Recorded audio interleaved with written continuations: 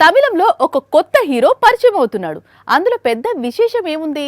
ఇది సర్వసాధారణం కదా అంటారా? అయితే అతను హీరోగా నటిస్తూ ఉన్నందుకు నిర్మాత అతనికి 35 కోట్లు రెమ్యునరేషన్ ఇస్తున్నాడు. అదేంటి? ఒక కొత్త హీరోకు స్టార్ హీరో తీసుకునే రెమ్యునరేషన్ ఎందుకు ఇస్తున్నారు? అదే కదా స్టోరీ. ఈయన్ని ఎక్కడో చూసినట్లుంది కదా. ఈయన పేరు లోకేష్ కనగరాజ్. గతంలో స్టార్ డైరెక్టర్. తమిళంలో తన పేరుతో ఒక యూనివర్స్ రన్ చేస్తున్నాడు. రీసెంట్ గా కూలీని డైరెక్ట్ చేశాడు.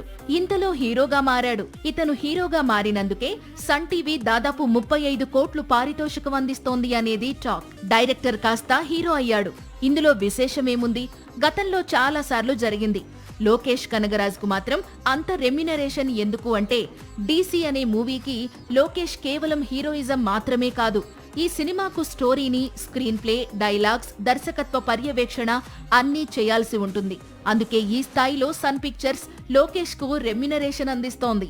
రీజన్ ఏదైనా, సినిమాకు లోకేష్ ఎంత వర్క్ చేసినా ఒక డెబ్యూట్ హీరోకు ఈ రేంజ్ పారితోషికం అంటే ఇండియాలోనే ఫస్ట్ టైం అంటున్నాయి కోలీవుడ్ వర్గాలు. లోకేష్ తీరు చూస్తుంటే ఫ్యూచర్ లో హీరోగానే సెటిల్ అయ్యేలా ఉన్నాడు.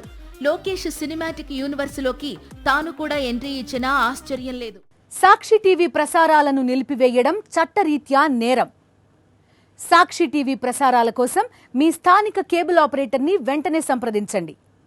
డిటిహెచ్లో, ఇంటర్నెట్లో కూడా సాక్షి టీవీ ప్రసారాలను వీక్షించవచ్చు.